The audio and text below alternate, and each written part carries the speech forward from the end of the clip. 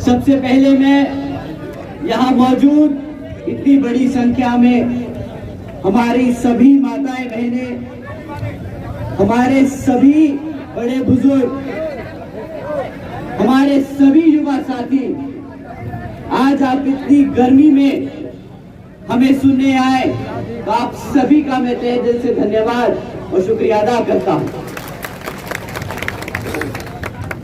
साथियों, आज ये चुनावी जनसभा को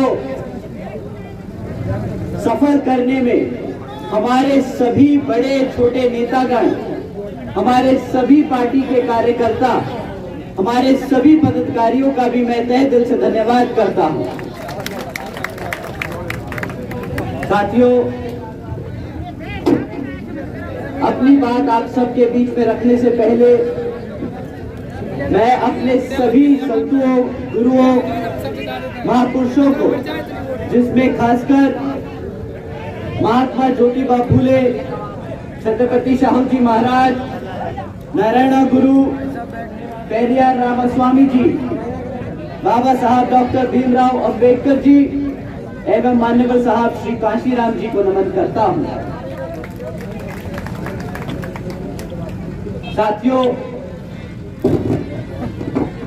आप सबकी लोकप्रिय हमारी बहुजन समाज पार्टी की राष्ट्रीय अध्यक्ष व उत्तर प्रदेश की 4 बार रही मुख्यमंत्री एवं पूर्व सांसद आदरणीय बहन जी के नाम से लोकप्रिय बहन कुमारी मायावती जी को भी मैं तहे दिल से आभार व्यक्त करता हूं।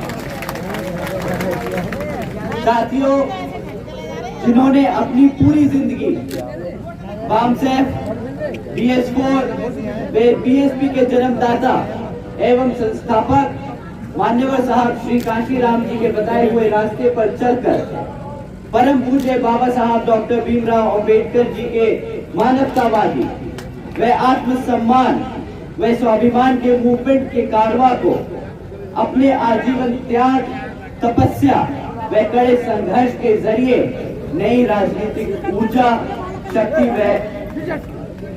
शक्ति प्रदान की है तथा उत्तर प्रदेश जैसे विशाल महत्वपूर्ण राज्य के 4 बार अपनी BSP के नेतृत्व में सरकार बनाकर खासकर बहुजन समाज के लिए ऐसी मिसाल बन गई है, जिनसे प्रेरणा लेकर करोड़ों लोग यहाँ सामाजिक परिवर्तन व आर्थिक तरक्की के मिशनरी कार्य से जुड़ चुके हैं।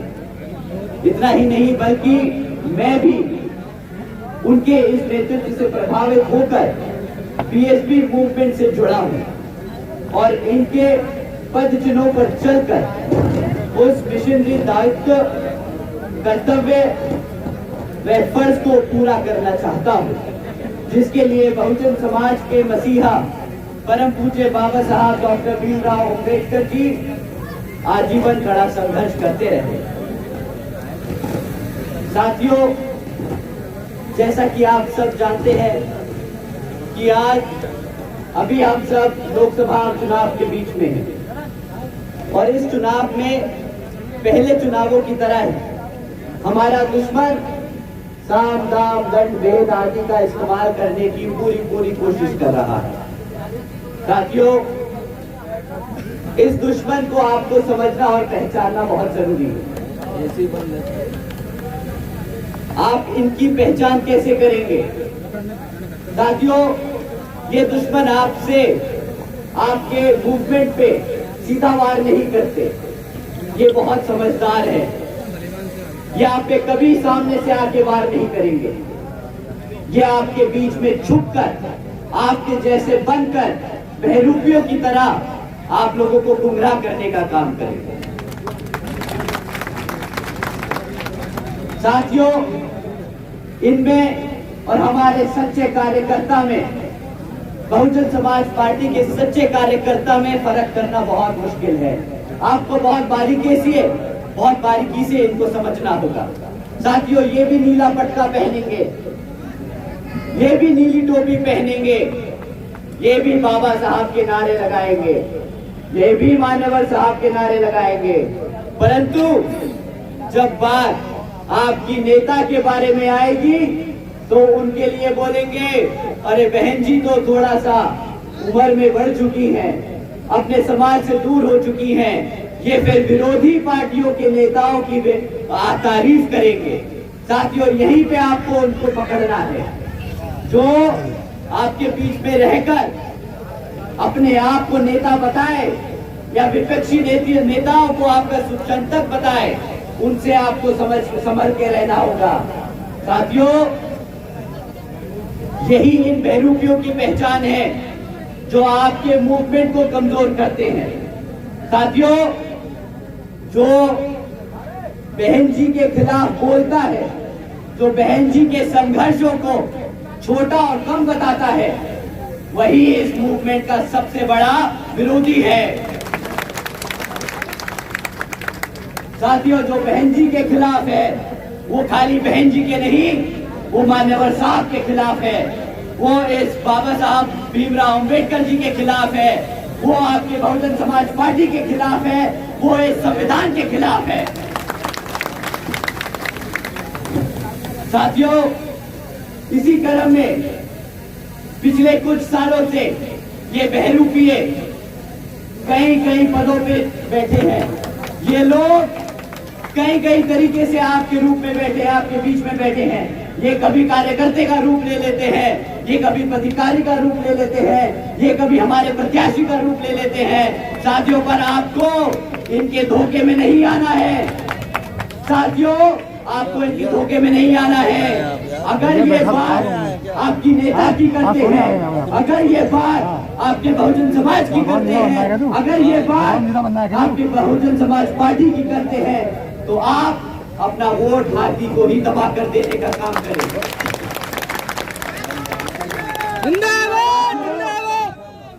आपका रिश्ता बहन जी से सीधा सीधा है, उसमें ना मैं बीच में आऊंगा, ना कोई पदाधिकारी बीच में आएगा। आपकी बात सीधा बहन जी से होगी, आपका मैसेज सीधा बहन जी तक पहुंचेगा और वो आपका सीधा काम करेंगे। साथियों, जब भी आप वोट डालते हैं किसी के कहने पर, आप 2 बार सोचिए कि वो क्या कह रहा है। क्या वो आपके हकों की बात कर रहा है?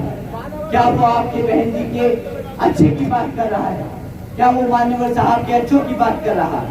अगर उसने ये बातें करी है तो आप हाथी का बटन दबाएं और आगे बढ़ जाएं। अगर उसने आपको भटकाने की कोशिश करी, अगर उसने बहुजन की बात करी और बोला कांग्रेस को वोट दो, बीजेपी को वोट दो, अरे अनाला फलाना पार्टी को वोट दो, तो साथियों समझ जाइए वो बहरूपी आपके सामने खड़ा है। साथियों, पिछले कुछ सालों से ये बहरूपिये आप लोगों के बीच में एक अफवाह फैलाने का काम कर रहे हैं। ये आपको बता रहे हैं कि बहुजन समाज पार्टी आगे नहीं बढ़ पा रही क्योंकि उस पर किताबों का बोझ है। परंतु ये आपको सच नहीं बताएंगे, ये आपको ये नहीं बताएंगे कि इलेक्टोरल बॉन्ड्स के द्वारा ये विपक्षी पार्टियों ने 16,500 करोड़ रुपए चंदा लिया है, पर आपकी बहुजन समाज पार्टी ने 1 रुपया इन धरना से नहीं लिया। साथियों, बीजेपी, कांग्रेस, समाजवादी पार्टी से लेकर 25 राजनीतिक दलों ने इन नेताओं से, इन धरना सेठों से 16,500 करोड़ रुपए लिए। परंतु आपकी बीएसपी आज ही नहीं बल्कि जब से बीएसपी स्थापित हुई है, तब से अपने कार्यकर्ताओं के तन, मन और धन से इलेक्शन लड़ती आई है और आगे भी अपने सच्चे कार्यकर्ताओं के तन, मन, धन से ही लड़ती जाएगी।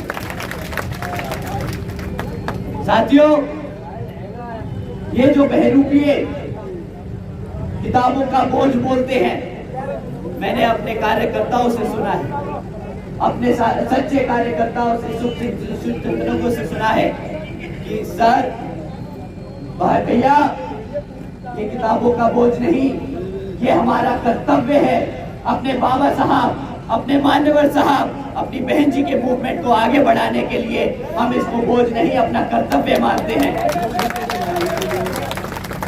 तो साथियों, अगली बार ही कोई बहरूपिया आपके सामने दिखे तो उस बहरूपिये से भिड़ना नहीं, लड़ना नहीं, उसको उसको रहने देना, उसको छोड़ देना, उसको यही सोचने देना कि वो आपको बेवकूफ बना रहा है। क्योंकि किसी बेवकूफ को बेवकूफ बनाना है तो उसे रहने दीजिए, उसे छोड़ दीजिए, उसे समझने दीजिए कि वो आपको बेवकूफ बना रहा है।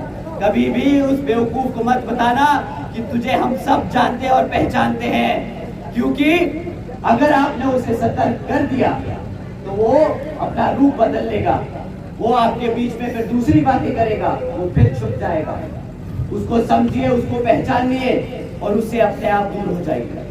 ऐसे लोगों से आपको ना बात करने की जरूरत, ना उनको सुनने की जरूरत। आपको अपनी बहन जी की बात सुननी है, आपको अपनी बहन जी पे भरोसा है। आप अपने हाथी को वोट दीजिए और बहन जी के यहाँ हाथ मजबूत करने का काम कीजिए।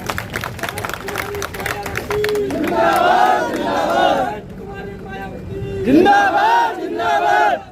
साथियों, जैसा कि आप जानते हैं लोकसभा चुनाव चल रहे हैं, हमारी पार्टी की तरह ही आप लोगों का वोट लुभाने के लिए, आप लोगों का वोट छीनने के लिए और भी पार्टियां मैदान में आएंगी, और भी पार्टियां आप लोगों से अपने मीठे मीठे वादे करने आएंगी। परंतु इस बार आपको उनके वादे नहीं सुनने, इस बार आपको उनसे सवाल करना है, उनसे सवाल करना है कि जब भारत की जनता ने तुम्हें पिछले 10 साल से सत्ता में बिठा के रखा है तो तुमने आज तक हमारे बहुजन समाज के लिए क्या काम किया। आपको सवाल करना है, क्योंकि हमारा युवा साथी यहाँ बैठा हुआ बता सकता है कि भैया पिछले 10 साल में नौकरी तो मिली नहीं, हमारे हाथ में कटोरा थमा के गए हैं। तो आप हमारे युवा साथी आगे बढ़ चढ़कर उन रैलियों में जाकर उनको कटोरा हाथ में थमाएंगे जब वो आपसे वोट मांगेंगे। तो साथियों, सवाल कीजिए कि पिछले 10 साल में आपने हमारे बहुजन समाज के लिए क्या काम किया। मैं आप लोगों के बीच में तीन मुद्दों पे उनका रिकॉर्ड छोड़ के जा रहा हूं। आप उनसे इन 3 मुद्दों पे जरूर सवाल कीजिएगा, उनसे पूछिएगा कि पिछले 10 साल में आप बीजेपी की सरकार चला रहे हैं भारत में, तो आपने हमारी शिक्षा के लिए क्या किया, हमारी सुरक्षा के लिए क्या किया, हमारे रोजगार के लिए क्या किया। हमें धर्म से कोई मतलब नहीं अगर हमारा पेट खाली है, हमें धर्म से कोई मतलब नहीं है अगर हमारे माँ बाप सड़क पे भूखे घूम रहे हैं, हमें धर्म से कोई मतलब नहीं अगर हम अपनी इज्जत से जी अपना सर उठाकर नहीं जी सकते। पहला धर्म हमारा रोजगार है, पहला धर्म हमारी शिक्षा है, पहला धर्म हमारा रोजगार है।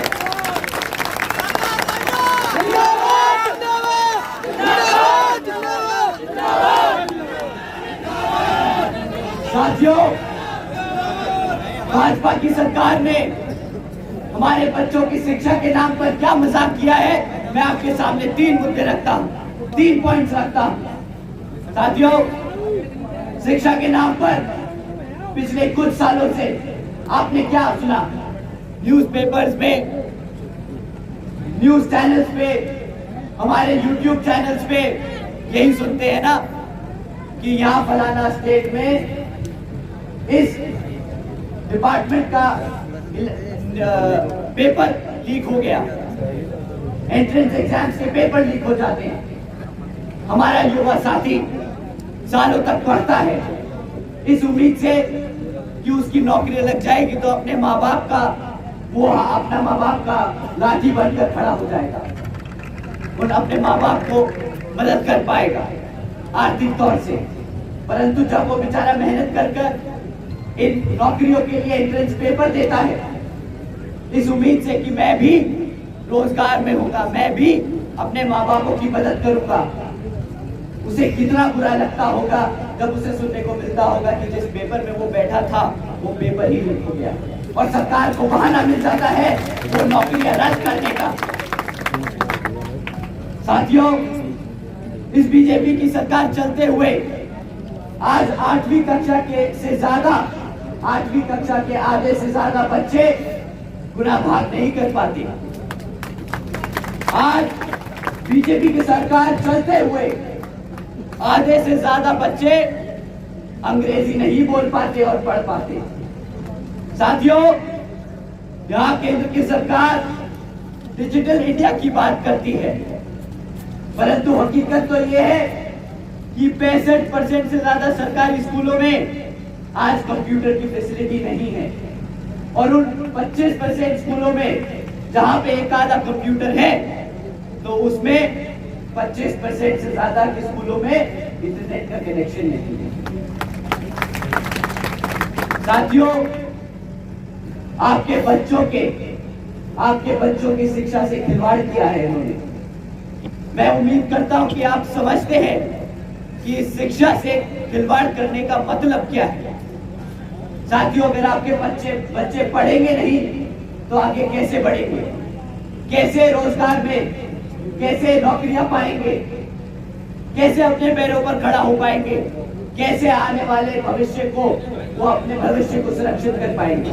बताइए साथियों, कर पाएंगे कि नहीं कर पाएंगे अगर उनको पढ़ाई लिखाई नहीं आएगी? साथियों, उन्होंने बड़े प्यार से, बड़ी मोहब्बत से, बड़े शातिर तरीके से आपके भविष्य को खत्म करने की तैयारी की है।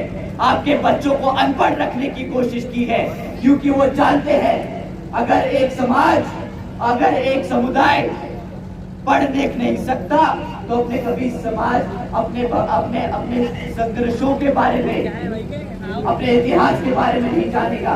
और अगर उसे अपने इतिहास के बारे में नहीं पता होगा तो उसपे वो बड़े आराम से शासन कर सकते हैं, उसपे बड़े आराम से राज कर सकते हैं।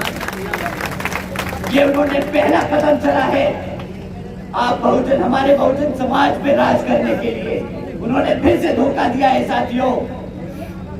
तो साथियों, रही बात शिक्षा की, अगर किसी तरह हमारे बच्चे पढ़ लिख जाए तो बेचारे रोजगार के लिए दर भटकते रहते हैं। अब रोजगार का क्या हाल है, मैं आपको फिर से 3 पॉइंट बताता हूं। साथियों, 10 साल से बीजेपी की सरकार चल रही है केंद्र में। बीजेपी की सरकार से चलते हुए आज 3 में से 1 ग्रेजुएट बेरोजगार घूम रहा है। साथियों, इनकी सरकार चलते हुए ऐसी खबरें बहुत आम हैं। मैं आपको एक खबर सुना के दिखाता हूं। 90,000 से ज्यादा PhD स्कॉलर्स, इंजीनियर्स और ग्रेजुएट्स युवा क्लास 4 की नौकरी के लिए अप्लाई कर रहे हैं। ये न्यूज़पेपरों में आम हेडलाइंस है। साथियों, अगर एक बच्चा PhD कर रहा है, अगर एक बच्चा PhD स्कॉलर है, अगर एक बच्चा ग्रेजुएट है, तो क्या उसे क्लास 4 की नौकरी करनी चाहिए जिसकी क्वालिफिकेशन 5वीं पास है? साथियों, इसका क्या मतलब है? इन्होंने पिछले 10 साल में कितना रोजगार दिया? इन्होंने हमारे युवाओं के बल पर मंदिरों का नाम लिया, बोला कि इन्हें नौकरियां देंगे, इन्हें भटकाने का काम किया। बदले में क्या दिया? क्या दिया? कटोरा। तो साथियों, इस बार क्या दोगे इनको वोट मांगने पर? बहुत बड़ा खाली कटोरा। इनको वापस इनका कटोरा थमा के भेज दीजिएगा और जवाब दे दीजिएगा कि हमारा वोट हमारी बहन जी के साथ है। जिंदाबाद, जिंदाबाद, जिंदाबाद। साथियों, रोजगार पे पूछते हैं तो भटकाने के लिए क्या बोलते हैं? इनके सारे बड़े छोटे नेता मंच पर आकर क्या बोलते हैं कि भाई आज भारत में हमने 80 करोड़ लोगों को मुफ्त में राशन देने का काम किया है।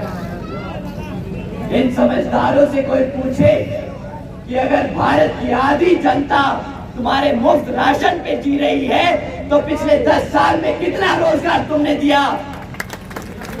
कहाँ है वो बढ़ता हुआ भारत? कहाँ है मेक इन इंडिया? कहाँ है डिजिटल इंडिया? सब झूठ और फरेब है साथियों, सब झूठ और फरेब है।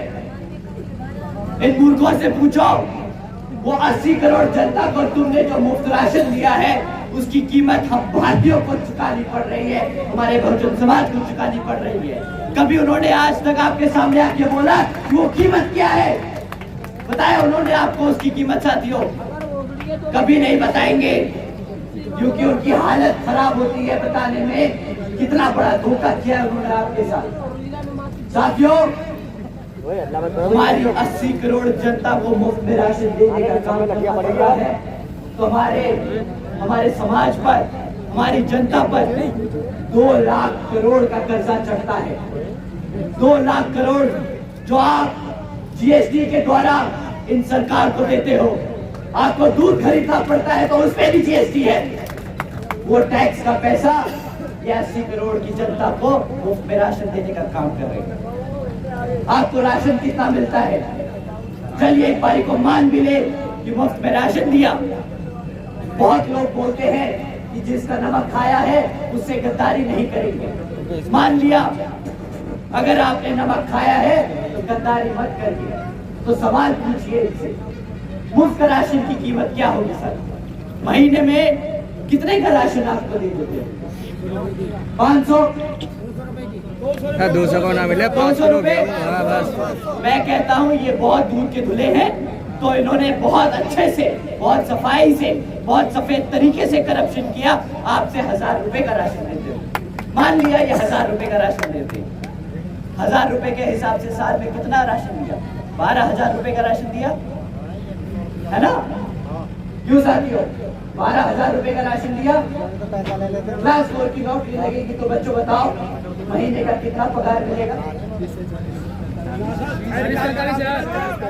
बाजरा लग मिल रहा है, बाजरा। मैं कह रहा हूँ अगर 20,000 रुपए की भी नौकरी लगेगी तुम्हारी तो साल में 2.5 लाख रुपए कमाओगे। साल में 2.5 लाख रुपए कमाओगे। तुम्हें मुफ्त में राशन देते हैं, तुम्हें 6,000 12,000 रुपए का राशन देते हैं और तुमसे 2.5 लाख की नौकरी छीनने का काम करते हैं। ये असली गद्दार, ये असली फरेबी।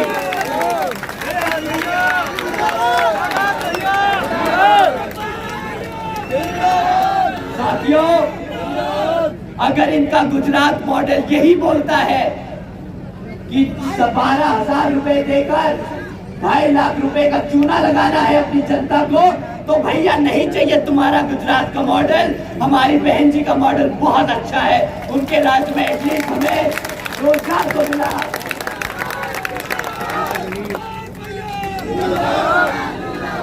साथियों, इनका मोटो ये आपको नारा देते हैं, बढ़ेगा भारत, बढ़ेगा भारत।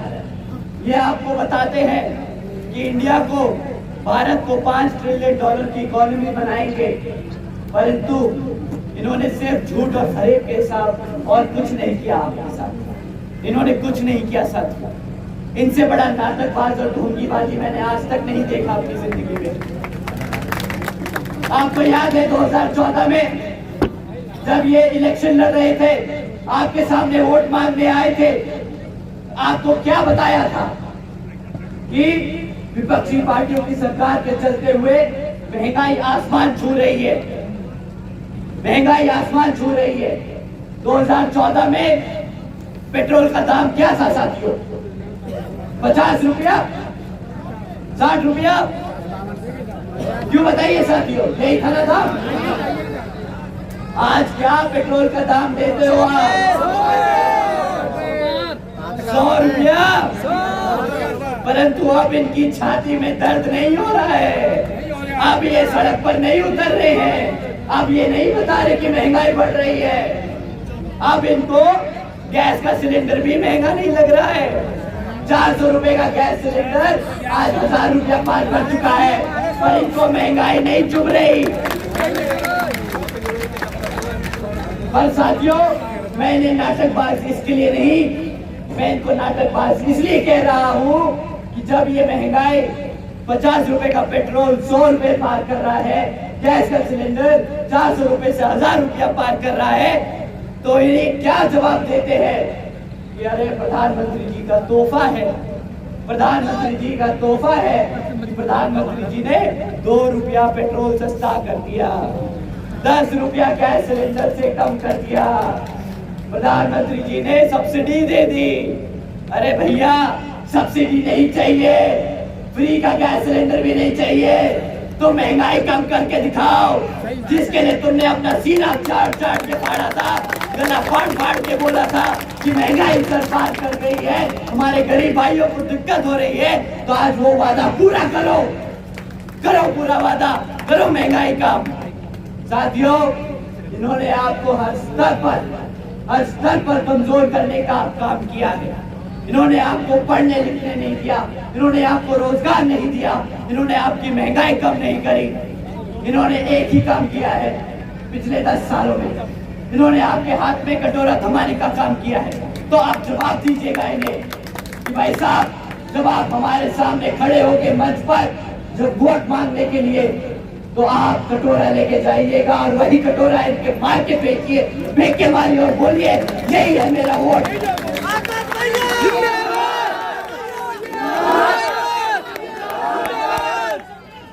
साथियों,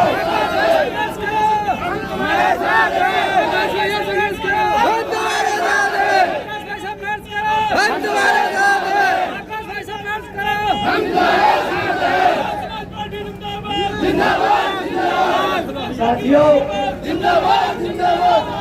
रही बात आपके अपने उत्तर प्रदेश की, तो यहाँ पर भी बीजेपी की सरकार चल रही है और यहाँ पर भी हमारे मुख्यमंत्री जी बहुत सफलता से आप लोगों का ध्यान रख रहे हैं, बहुत ही अच्छे तरीके से आपका ध्यान रख रहे हैं। अगर कोई और कुछ बोले, कोई मुख्यमंत्री जी के खिलाफ बोले, तो उन्हें पलट कर ये जवाब देना कि अरे मुख्यमंत्री जी ने हमारी सेवा में दिन रात एक किया है, उनके पॉलिसीज, उनके ऑर्डर्स आते हैं, बताइएगा उनको जो उनके खिलाफ बोलते हैं। अरे हमारे मुख्यमंत्री जी ने ऑर्डर पास किया है अभी कि लड़कियां 8 बजे के बाद से प्राइवेट ट्यूशन नहीं लेंगी, क्योंकि हम उनकी सुरक्षा की गारंटी नहीं दे सकते। बताइएगा उनको जो उनके खिलाफ बोले कि वो किस तरीके से सुरक्षा दे रहे हैं। मजाक बना के रखा है उन्होंने आपकी सुरक्षा का, साथियों, मजाक बना के रखा है। उनके कार्यकर्ता, उनके भागता के आपको बोलेंगे मुख्यमंत्री जी के खिलाफ कुछ मत बोलिएगा, वो आपको बोलेंगे उन्होंने हमारे लिए क्या नहीं किया। उनकी सरकार ने राम मंदिर बनाया। साथियों, राम मंदिर कोई जस्टिफिकेशन नहीं है हमारी बहन बेटियों को ना सुरक्षा देने की। राम मंदिर बनाया, बहुत अच्छी बात है। जब बाबरी मस्जिद बनेगी तो हम तब आपके साथ खड़े होंगे, बोलेंगे आपने हर धर्म और हर समाज को छुड़ाने के लिए काम किया, हमको घंटा नहीं लाना है। पर आज आप हमारी बहन बेटियों के लिए बताइए कि क्या किया है। अगर यूपी की सरकार ऐसे ऑर्डर पास करेगी कि वो अपनी बहन बेटियों की सुरक्षा नहीं कर सकती, क्योंकि इसलिए वो अपनी बहन बेटियों की सुरक्षा नहीं कर सकती, इसलिए वो शाम को नहीं पढ़ सकती, तो ऐसी सरकार को कोई हक नहीं सत्ता में बैठने का। साथियों, ध्यान रखिएगा, हम फिर आपके साथ आएंगे, हम फिर आपके बीच में रहेंगे, आपको ये याद दिलाते रहेंगे कि किस तरह इस सरकार ने, इस सरकार ने यहाँ आपके बीच में आप पे राज कर किस तरह आपके साथ खिलवाड़ किया है। साथियों, ये सरकार अपने आप को बहुत गर्व से बोलती है कि हम बुलडोजर की सरकार है, हम बुलडोजर की सरकार है। साथियों, अब आप भी बताइए, किसी का घर उजाड़ने में, अगर किसी का घर उजाड़ोगे वो बुलडोजर से, और आपको कोई बुलडोजर की सरकार बता दे, तो क्या वो कोई अच्छी बात होगी? क्या वो कोई गर्व की बात होगी? क्या कोई वो बात होगी जिससे आप सीधा चौड़ के खड़े होके बोले ये बुलडोजर की सरकार है? बताइए, हाथ उठा के बताइए साथियों। क्या या फिर ये बात होगी बेइज्जती की?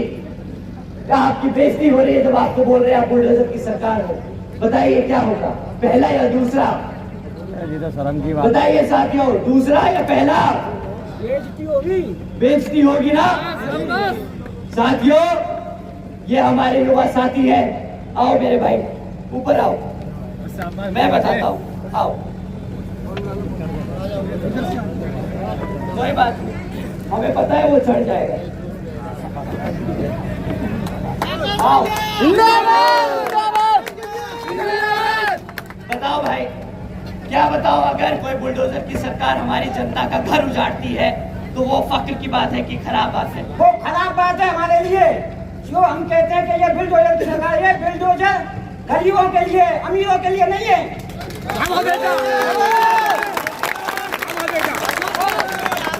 आप सबका हमारा ये दायित्व बनता है कि आप और हम भाई साहब को उनको वोट दें और इन्हें भारी बहुमतों से जिताएं।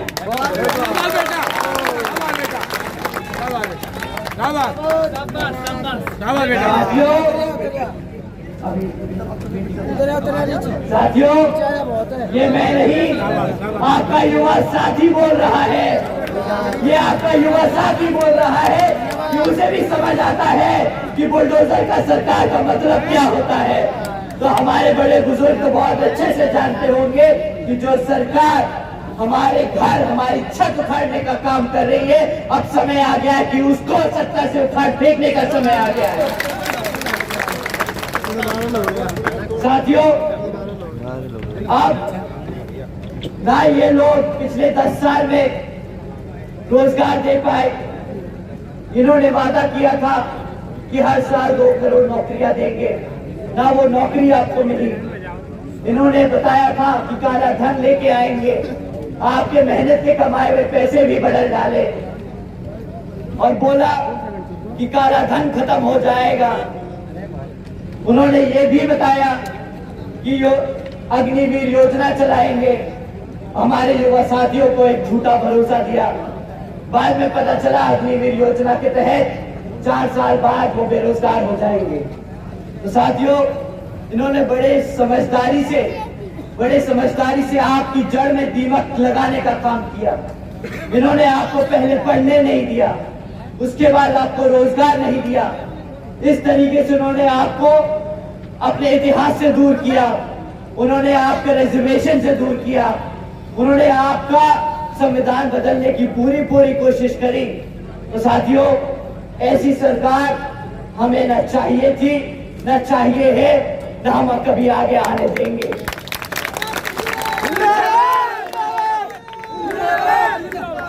साथियों, इसी क्रम में यहाँ पे विपक्षी पार्टियों में आपकी समाजवादी पार्टी भी आपके बीच में घूमने का काम कर रही है। बहुत लोगों ने बोला कि भैया, जिस तरीके से आपने उनका नाम लिया वो बहुत गलत था, उन्हें बहुत बुरा लग रहा है। परंतु मैं भी क्या करूं, जब वो हमारे भाइयों बहनों के हकों के लिए संसद में हमारे खिलाफ बोलते हैं तो हमें भी बुरा लगता है। जब हमारे समाज पर अत्याचार करते हैं तो हमें भी बुरा लगता है। तो मैं अपने शब्द नहीं बदलूंगा, मैं अपने शब्द बिल्कुल नहीं बदलूंगा। मैं वही बोलूंगा फिर से जो उस दिन बोला था। ये लाल टोपी वाले फिर आपके बीच में आएंगे और आपके बीच में आपको टोपी पहनाने का काम करेंगे साथियों। परंतु इस बार इनकी टोपी इन्हीं को बनाकर वापस भेज देने का काम। उनकी साइकिल पंचर कर देंगे, साइकिल पंचर कर देंगे। साथियों, हमारे युवा और बड़े बुजुर्ग दोनों बोल रहे हैं कि इनकी साइकिल पे ये अपनी साइकिल पर चलकर आएंगे। इस बार इनकी साइकिल का टायर पंचर अलग और सीटें अलग कर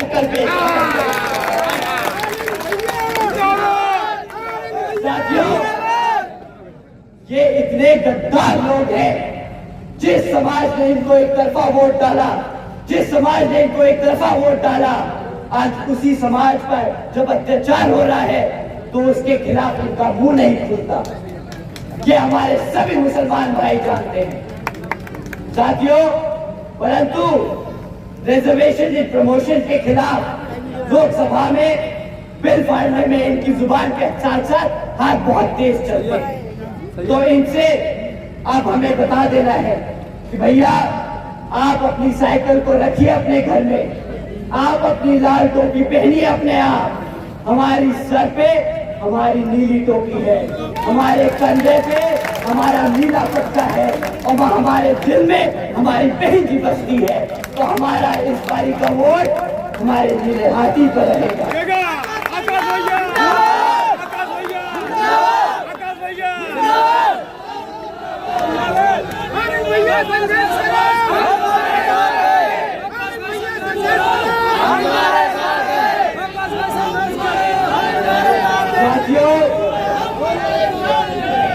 इसी क्रम में मैं आखिरी बात अपने बीच में रखना चाहूंगा इन विपक्षियों के बारे में।